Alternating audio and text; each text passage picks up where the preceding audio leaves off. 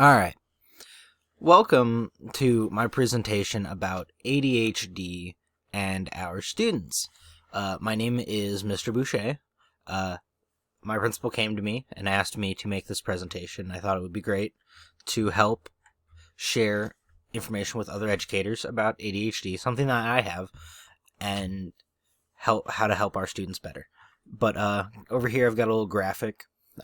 This is really how it worked for me getting started. There's a big jump to get this project going. So let's get into how it affects our students. What is ADHD and who is affected by it?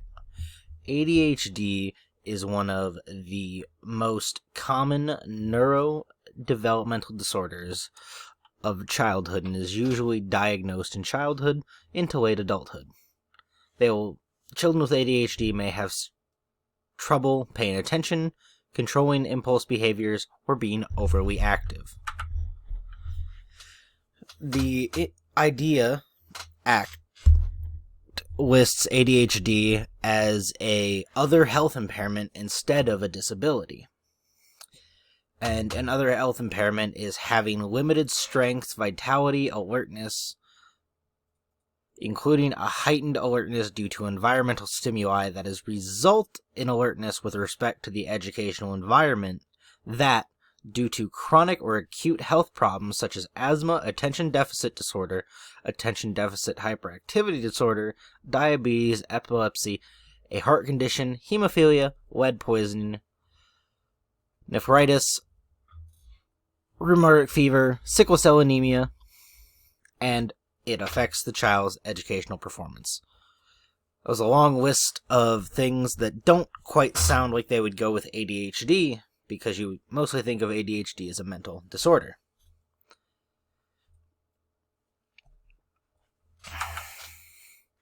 According to the CDC, there are roughly about 2.4 million children between the ages of 6 and 11, and 3.3 million from 12 to 17 years of age that have been diagnosed with ADHD and are currently being served in the system.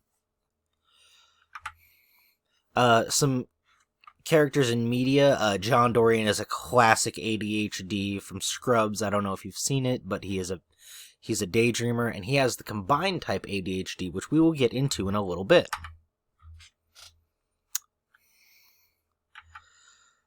The prevalence of ADHD. A study released last year, researchers say they saw a significant increase in diagnosis between 1997 and 2016. As you can see by our chart from the CDC here. Dr. Wei Bao, who conducted the 20-year study, said it's a dramatic change and that it was already a common condition in the past, but now 1 in 10 children is affected. And Dr. Bao also says that he doesn't believe that it is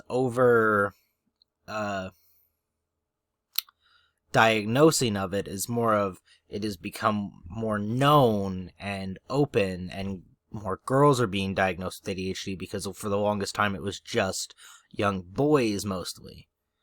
And Dr. Bao also suspects that there are other environmental factors such as tobacco products and other medications and leads they could possibly play a role in ADHD. But what we do know causes ADHD is a structural difference in the brain. Now there's the types of ADHD. We've got inattentive, and then we have hyperactive, and combined. And combined is a mix of both of attentive and hyperactive, so we'll go over that at the end. So, how do we determine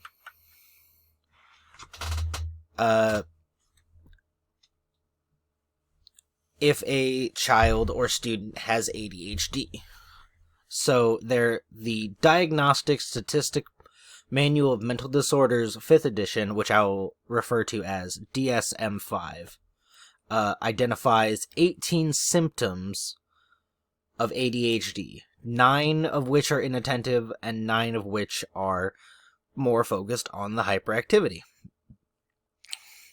To possibly warrant a diagnosis of ADHD, certain conditions must be met.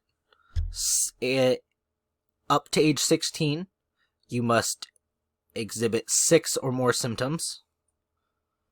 Up to 17, you must exhibit 5 or more symptoms of each. The symptoms must have been present for at least 6 months. Several inattentive or hyperactive impulsive symptoms need to be present before the age of 12. You don't need them diagnosed, though. Symptoms should be noticeable in more than one place, so school or work and home, and like out in public. The symptoms need to affect the person's ability to perform to his or her potential. The symptoms should not be explained by another mental disorder, such as a mood disorder or anxiety, because they're sometimes comorbid. Some symptoms of the inattentive child. They'll make mistakes. They will appear careless because they are not paying a super close attention to details. They have difficulty maintaining attention.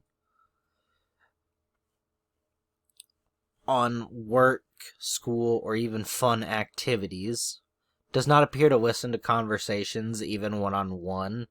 Seems distracted. Following through on an instructions is challenging. Finishing a task from beginning to end is rare due to getting sidetracked or getting focused. I know I personally had some of that while I was putting the presentation together. I'd fall down a rabbit hole. But tasks are avoided that involve like a lot of mental thought because they prefer to be out in the daydream. They lose items such as textbook, wallet, and keys very frequently, and then can be easily distracted by external events. But, on the other hand, there's hyperactive, which is being, you have a difficulty staying physically still and you're bouncing. You will often move around and have a lot of energy, feel like you gotta be on the go, and talk a lot, could interrupt, intrude on others' conversations, and sometimes come off as rude. But then you would have those symptoms, but then with say you have both combined of inattentive and hyperactive to get your combined ADHD, which doesn't mean your ADHD is more or less severe than others. It just means you may have it more evenly distributed instead of one or the other side. Now, just because students have ADHD does not mean they are all the same. Some children will experience more severe, and some will experience less severe. Some medications will work better for children, some won't.